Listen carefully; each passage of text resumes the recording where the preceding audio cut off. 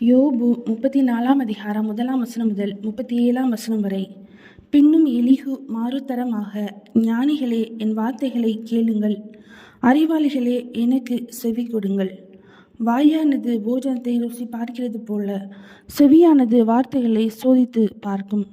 நமக்காக நியாயமானதை தெரிந்து கொள்வோமாக, நன்மை இன்னதென்று நமக்குள்ளே அறிந்து கொள்வோமாக. யோபு, நான் நீதிமான், தேவன் என் நியாயத்தை தள்ளிவிட்டார் என்றும், நியாயம் என்னிடத்தில் இருந்தும் நான் பொய்யென்று எண்ணப்படுகிறேன். மீறுதல் இல்லாதிருந்தும் அம்பினால் எனக்கு உண்டான காயம் ஆறாததாய் இருக்கிறது சொன்னாரே.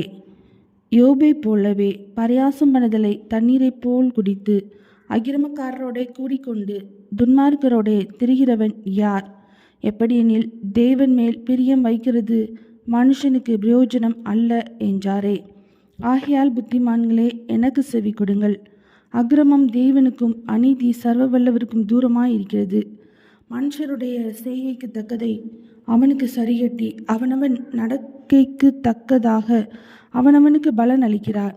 தேவன் அநியாயம் செய்யாமலும் சர்வ வல்லவர் நீதியை புரட்டாமலும் இருக்கிறது மெய்யே. பூமியின் மேல் மனுஷனுக்கு அதிகாரம் கொடுத்தவர் யார்? பூச்சக்கரம் முழுவதையும் ஒழுங்குபடுத்தினவர் யார்? அவர் தம்முடைய இருதயத்தை அவனுக்கு விரோதமாக திருப்பினாராகில் அவனுடைய ஆவியையும் அவனுடைய சுவாசத்தையும் தம்மிடத்தில் இழுத்து கொள்வார். அப்படியே மாம்சமான யாவும் ஏகமாய் ஜீவித்து போம். மனுஷன் தூளுக்கு திரும்புவான். உமக்கு உணர்விருந்தால் இதை கேளும், என் வார்த்தைகளின் சத்தத்துக்கு செவிகொடும். நீதியை பகைக்கிற ஒருவன் ஆளக்கூடுமோ? மகா நீதிபரரை குற்றப்படுத்துவீரோ? ஒரு ராஜாவை பார்த்து நீ பொல்லாதவன் என்றும், அதிபதிகளை பார்த்து நீங்கள் அக்கிரமக்காரர் என்றும் சொல்ல தகுமோ?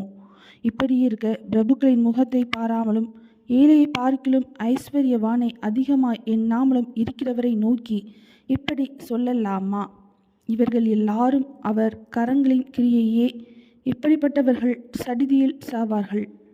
ஜனங்கள் பாதி ஜாமத்தில் கலங்கி ஒளிந்து போவார்கள். காணாத கையினால் பலவந்தர் அழிந்து போவார்கள். அவருடைய கண்கள் மனுஷருடைய வழிகளை நோக்கி இருக்கிறது. அவர்களுடைய நடைகளை எல்லாம் அவர் பார்க்கிறார். அக்கிரமக்காரர் ஒளித்து கொள்ளத்தக்க அந்த ஹாரமும் இல்லை, மரண இருளும் இல்லை. மனுஷன் தேவனோட வழக்காடும்படி அவர் அவன் மேல் மிஞ்சினதொன்றையும் சுமத்த மாட்டார்.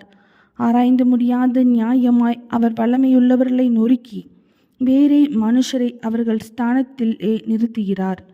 அவர்கள் கிரியைகளை அவர் அறிந்தவரானபடியால் அவர்கள் நசுங்கி போகத்தக்கதாய் காலத்தில் அவர்களை கவிழ்த்து போடுகிறார்.